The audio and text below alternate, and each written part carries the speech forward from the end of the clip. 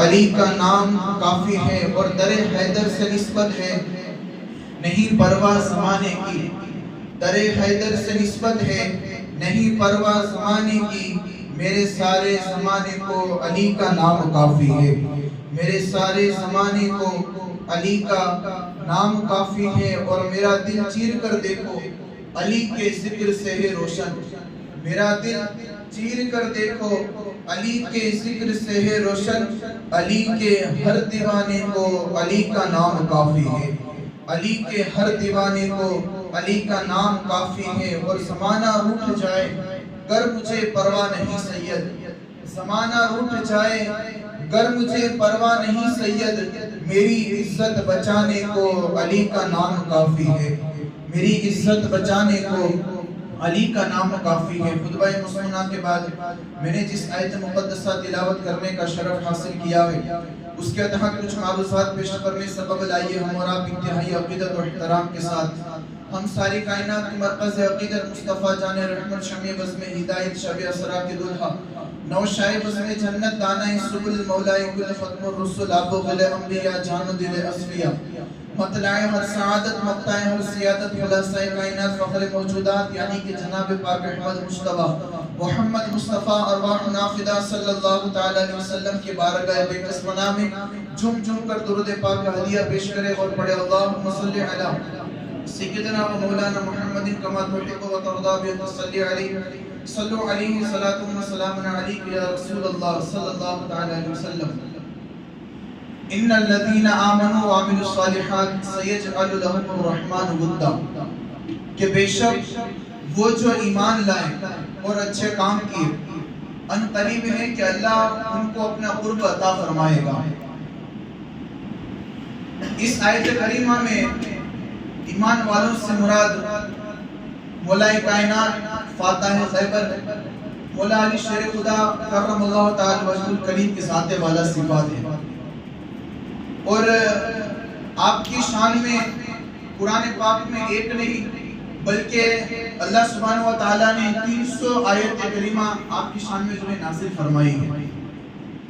آپ کا پہلے مختصر سا تعارف سن لیجئے کہ آپ کا نام علی ہے، آپ کی کنیت ابو تراب ابو الحسن، آپ کا لقب اسد اللہ، آپ کے والد کا نام حضرت عمران ابو طالب علیہ السلام اور والدہ ماجدہ کا نام سیدہ فاطمہ بنت اسد سلام اللہ علیہا ہے۔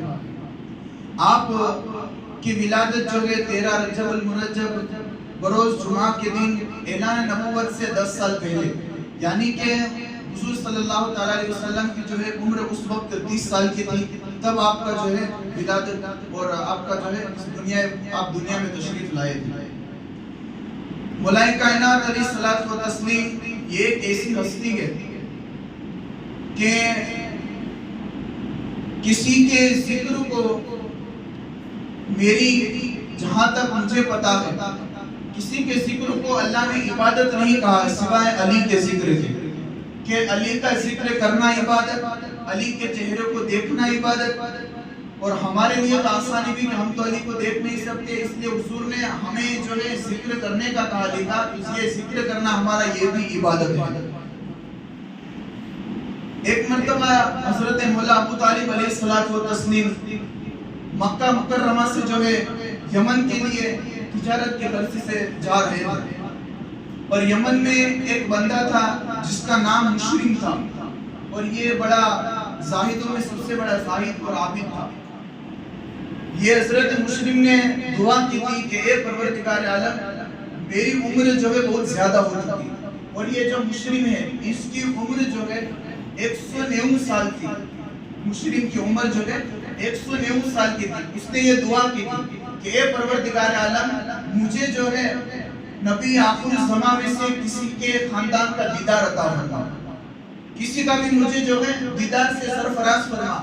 آپ کی دعا قبول ہوئی، اتفاقاً حضرت ابو طالب کو جو ہے یمن کے لیے کسی کام کی غرض سے جانا ہوا، تو آپ جب یمن پہنچے تو لوگوں نے جو ہے آپ کا استقبال کیا۔ استقبال کرنے کے بعد مشرم صاحب نے ملاقات کی، تو مشرم نے آپ سے پوچھا کہ اے بندے بتاؤ تم کہاں کے رہنے والے ہو؟ تو مولا ابو طالب نے فرمایا کہ میں مکہ کا رہنے والا ہوں۔ پھر مسلم نے پوچھا، حضرت مسلم پوچھتے ہیں کہ آپ کون سے قبیلے سے تعلق رکھتے ہیں؟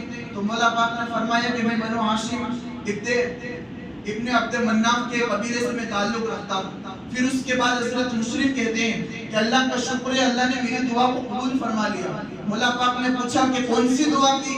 تو حضرت مسلم فرماتے ہیں کہ اے اللہ کے بندے، میں نے ایک دعا کی تھی، اے پروردگار عالم مجھے اس وقت تک موت نہ دینا جب تک کہ میں نبی کے خاندان میں سے کسی شخص کا دیدار نہ کر لوں، اس وقت تک مجھے موت نہ آئے، اور میری دعا یہ قبول کی۔ پھر اس کے بعد مسلم پوچھتے ہیں تمہارا نام بتاؤ؟ تو مولا ابو طالب نے کہا کہ میرا نام عمران ابو طالب ہے۔ پھر اس کے بعد کہا کہ اے ابو طالب سن لو، آپ کے بابا کے یہاں یعنی کہ عبد المطلب کے یہاں اللہ کو پوتے عطا فرمائے گا، ایک کا نام محمد رسول اللہ ہوگا جو جس کے بعد نبوت کا دروازہ ختم ہو جائے گا، اور ایک کا نام علی بن ابو طالب ہوگا کہ وہ ایک ایسا خاندان ہوگا کہ جس کے در سے پوری کائنات خیرات کھاتی ہوگی، وہ ایسا خاندان ہوگا کہ جو ولیوں کا سردار ہوگا، وہ ایسا خاندان ہوگا کہ جس کے چہرے کو دیکھنا بھی عبادت ہوگا، وہ ایسا خاندان ہوگا کہ جس کے ذکر کو کرنا بھی عبادت ہوگا، اور وہ کوئی اور ذات نہیں، دنیا اسی کو علی بن ابو طالب علیہ السلام کے نام سے یاد کرتی ہے۔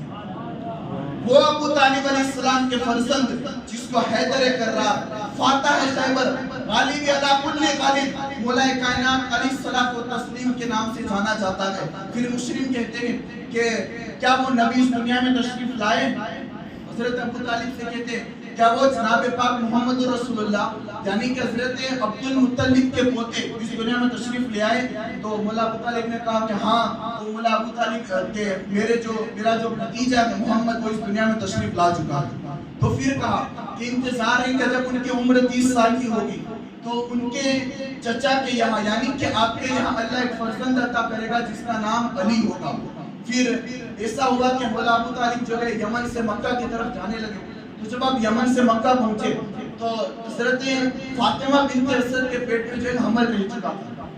آپ حرم کعبہ میں طواف کے لیے پہنچی، طواف کے ارد گرد غالباً 2 یا 3 چکر یا 4 چکر ختم ہوئے تھے کہ آپ کو درد سے شروع ہو گیا، آپ کے پیٹ میں جو تکلیف ہونا شروع ہو گئی۔ آپ نے دعا کیا پروردگار عالم میرے لیے کوئی ایسے سامان مہیا فرما کہ جس سے میں اپنے بیٹے کو جو ہے دنیا میں چھڑوا کر فرماؤں۔ اتنے میں جو ہے کعبے کی دیوار پھٹی اور غیب سے آواز آئی اے فاطمہ بنت اسد کعبے کے اندر داخل ہو جاؤ، کعبے کے اندر داخل ہو جا۔ اب یہاں رک کر میں ایک بات بتانا چاہوں گا کہ انسان کی مینٹالٹی، ہر ایک انسان کی مینٹالٹی الگ ہوتی ہے، ہر ایک انسان کی سوچ اپنے مطابق الگ الگ ہوتی ہے۔ کسی نے یہ کہا کہ دیوار پھٹ گئی اور کسی نے یہ کہا کہ دیوار پھٹ گئی، لیکن میں اپنے ایمان اور اپنے عقیدے کے مطابق یہ کہوں گا کہ جب علی کا نام لیا تو دیوار پھٹ گئی، اور جب حیدر کہا تو دیوار پھٹ گئی۔ اس لیے کہ حیدر کا مطلب ہوتا ہے پھاڑنے والا، چیرنے والا۔ اور اب لوگ کہتے ہیں کہ ہمارے دماغ میں علی نہیں آتا تو ہم ان سے کہیں گے کہ بھائی دماغ میں لانے کو علی کی کوشش بھی مت کرنا، اس لیے کہ علی کعبے میں آیا تو کعبہ پھٹ گیا تھا، اگر دماغ میں آئے گا تو دماغ بھی پھٹ جائے گا۔ اس لیے علی انہی کو حسب ہوتا ہے کہ جس کا خون حلالی ہو، جس کی ماں جب گود میں دودھ پلاتی ہو تو نادی علی پڑھ کر دودھ پلاتی ہو، تبھی اس کے دل میں محب علی اور محب اہل بیت جمع ہو سکتی ہے۔ تو خیر سیدہ فاطمہ بنت اسد جو ہے حرم کعبہ سے کعبے کے اندر داخل ہوئی۔ ایک دن دوسرا حضور صلی اللہ علیہ وسلم کو بتایا گیا کہ فاطمہ بنت اسد جو ہے کعبے کے اندر تو گئی، لیکن ہم نے اندر جا کر دیکھا کہ نظر نہیں آ رہی۔ تو حضور تو خیر جانتے تھے، آپ کو تو پتا تھا کہ فاطمہ بنت اسد کہاں گئی۔ حضور نے کہا کہ انتظار کرو، وہ جہاں گئی ہوئی ہے صحیح سلامت ہے۔ پھر اس کے بعد پہلا دن گزرا، دوسرا دن ہوا، تیسرے دن حضرت فاطمہ بنت اسد اپنے گود میں علی بن ابو طالب کو لے کر حاضر ہوئی۔ علی بن ابو طالب کو لے کر حرم پاک میں حاضر ہوئے۔ لوگوں نے دیکھا، ابو طالب نے دیکھا تو خوش ہو گئے۔ حضور صلی اللہ علیہ وسلم بھی تشریف لائے۔ تشریف لانے کے بعد حضرت ابو طالب نے اپنے بیٹے کو اپنے گود میں لیا۔ گود میں لینے کے بعد اس سے ان کو جو ہے محبت سے چوما، اور ان کو جب ان کے چہرے کی طرف نظر پڑی تو دیکھا کہ میرے بیٹے کی نظریں ابھی آنکھیں جو ہے بند ہیں، کہیں ایسا نہ ہو کہ کیا میرا بیٹا نابینا پیدا ہوا یا گھبرا گئے۔ تو آپ نے جو ہے حضور صلی اللہ علیہ وسلم سے کہا کہ اے میرے بھتیجے محمد ذرا دیکھو تو صحیح کہ یہ جو میرا بیٹا ہے اس کی آنکھیں ابھی بند ہیں، کہیں ایسا تو نہیں کہ یہ نابینا پیدا ہوا. تو حضور صلی اللہ علیہ وسلم نے فرمایا, کہا کہ لاؤ چچا جان اپنے میرے بھائی کو میرے پاس. حضور نے کیا کہا, میرے بھائی کو میرے پاس دو. حضور صلی اللہ تعالی علیہ وسلم نے جیسے ہی علی کو اپنی گود میں لیا, علی نے اپنی آنکھوں کو کھول دیا. ہاتھ میں لینے کے بعد علی نے اپنی آنکھوں کو کھول دیا, اور اس سے پتا چلا یارو کہ دنیا میں علی نے جب جنم لیا, آج ہم تمنا کرتے ہیں کہ علی نے دنیا میں آنے کے بعد سب سے پہلے اس کے چہرے کو دیکھا تھا کہ ہم جس شہر کے گنبد کے دیدار کے لیے ترستے ہیں, گنبد خضرا کے دیدار کے لیے ہم لوگ ترستے ہیں, لیکن علی کتنا بڑا حسین ہے کہ دنیا میں آنے کے بعد سب سے پہلے اگر کسی کو دیکھا تو وہ محمد رسول اللہ کو دیکھا. یہ ہے علی کی شان.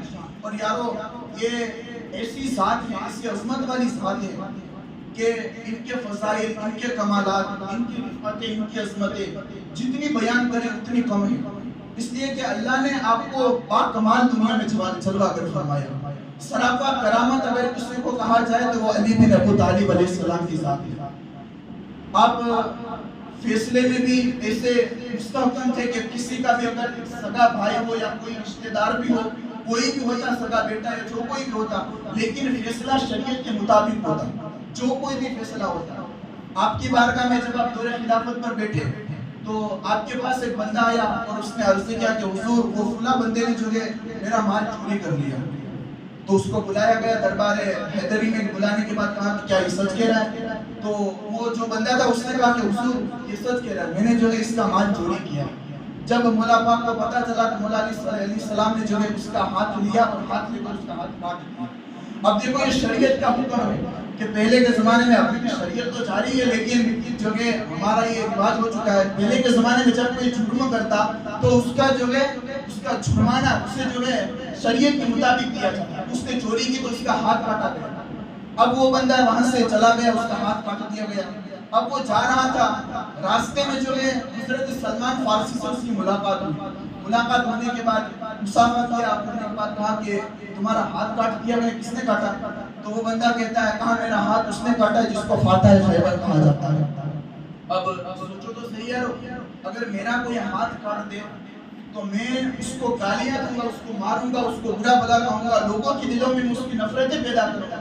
لیکن یہاں جس کا ہاتھ کاٹا گیا ہے وہ بندہ اس کی تعریف کر رہا ہے کہ میرا ہاتھ اس نے کاٹا ہے جس کو فاتح خیبر کہا جاتا ہے, جس کو حسنین کا بابا زہرا کا شوہر کہا جاتا ہے, اس نے میرا ہاتھ کاٹا ہے. جب سلمان فارسی نے یہ سنا تو پوچھا کہ تیرا ہاتھ جس نے کاٹا ہے اس کی تو تعریف کرتا ہے, اس کے منقبت تو پڑھتا ہے.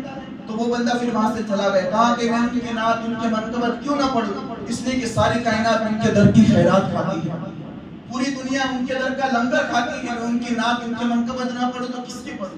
پھر اس کے بعد سلمان فارسی دیار عدالت حیدری میں پہنچے, اور پہنچنے کے بعد کہا کہ راستے میں ہمیں ایک بندہ ملا تھا جس کا تم نے عدالت میں فیصلہ یہ ہوا تھا کہ اس کا ہاتھ تم نے کاٹ دیا. کہا ہاں میں نے اس کا ہاتھ کاٹا. تو جب وہ ہمیں راستے میں ملا تو ہم نے سنا کہ وہ تمہاری منقبت پڑھ رہا تھا, تمہارے جو ہے بڑائی بیان کر رہا تھا. جس سے ہی مولا پاک نے یہ سنا, اب عدالت کا فیصلہ تو یہ ہو چکا تھا کہ اس کا ہاتھ کاٹ دیا, لیکن رحم دل بھی کتنے تھے مولا پاک, رحم دل کتنے تھے. جب پتا چلا کہ وہ میری تعریف, میرے بارے میں جو ہے مجھے جو ہے برا بلا نہ کہہ رہا تھا, تو اپنے خادم کو حکم دیا, جاؤ اور وہ فلاں بندے کو بلا کر لے کر آؤ. اس کو بلایا کہ بلانے کے بعد کہا کہ میرے پاس آؤ, کیا تم نے یہ سلمان فارسی جو کہہ رہے وہ سچ کہہ رہے؟ کہا ہاں انہوں نے سچ کہا. پھر اس کے بعد ہاتھ لیا اور ہاتھ لے کر اس کے بازو پر لگایا.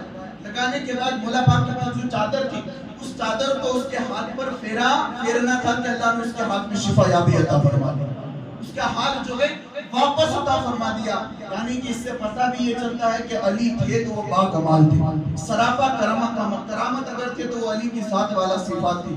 اس لیے یارو یہ تو علی کی ذات ہے. آپ نے وہ خیبر کا قصہ سنا ہے نا کہ ایک ہاتھ سے بابے خیبر اکھاڑ کر پھینک دیا تھا. اچھا, اب جو خیبر میں جو جنگ ہوئی تھی, جنگ اس میں جو ایک بندہ کا نام ہم سب جانتے ہوں گے, مرحب.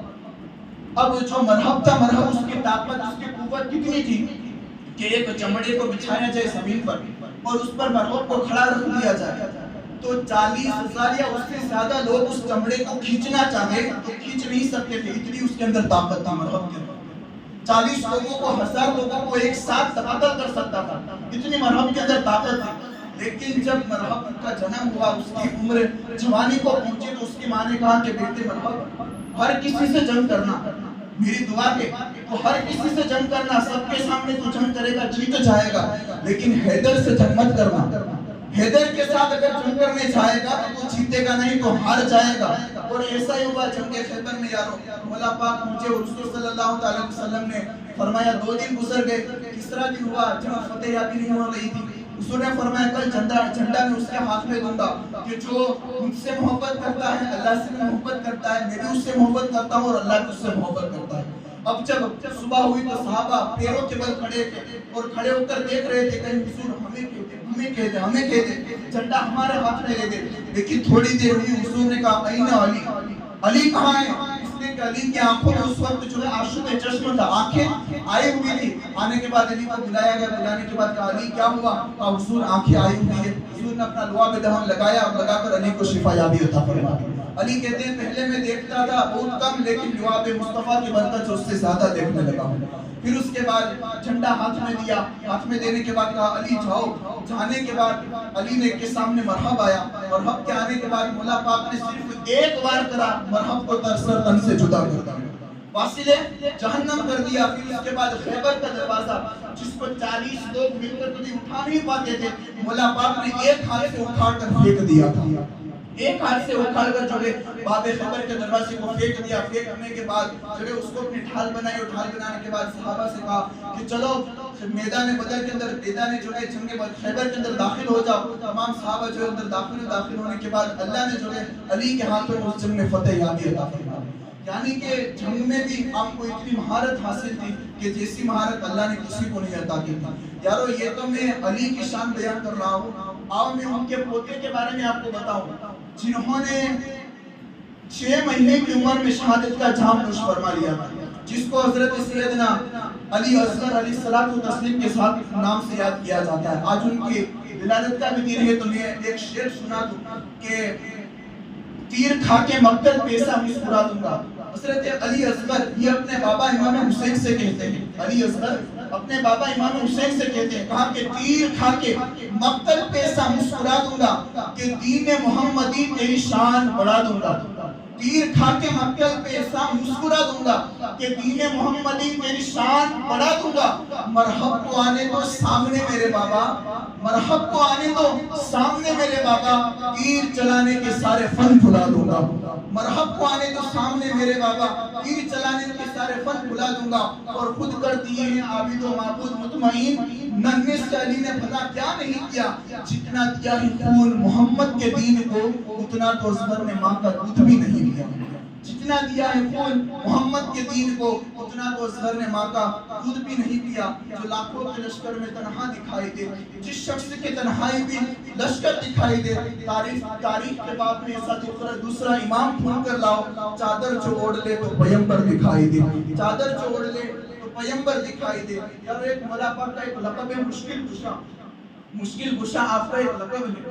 اب مشکل کشا سے آپ اس لفظ کو اپنے ذہن میں رکھیں۔ مشکل کشا کا معنی ہوتا ہے ہماری مدد کرنے والا، کہ مقام خوشبو صبا سے پوچھو، مقام خوشبو صبا سے پوچھو، کلی کی ذوق حیا سے پوچھو، علی کا رتبہ گھٹانے والوں علی کا رتبہ خدا سے پوچھو، مقام خوشبو صبا سے پوچھو، علی کی ذوق حیا سے پوچھو، علی کا رتبہ گھٹانے والوں علی کا رتبہ خدا سے پوچھو۔ اور لحد میں منکر نکیر پوچھیں گے تو میں کہہ دوں گا، لحد میں قبر میں منکر نکیر پوچھیں گے تو میں کہہ دوں گا، سوال مشکل ہے فرشتوں جواب مشکل کشا سے پوچھو، سوال مشکل ہے فرشتوں جواب مشکل کشا سے پوچھو۔ ابھی 13 رجب آ رہی یارو، آپ بھی اپنے گھروں میں جو ہے مولا پاک کے نام کی فاتحہ خوانی دلوائیں۔ اللہ تبارک و تعالیٰ سے دعا ہے کہ انہیں سننے سے زیادہ ہم سب کو اس پر عمل کرنے کی توفیق عطا فرمائے، ہم سب کے دلوں میں اہل بیت اطہار کی سچی محبت عطا فرمائے۔ دوران گفتگو اگر کسی قسم کی غلطی ہو اپنے پیارے حبیب علیہ الصلوۃ والتسلیم کو صدقہ و توسل سے معاف فرمائے۔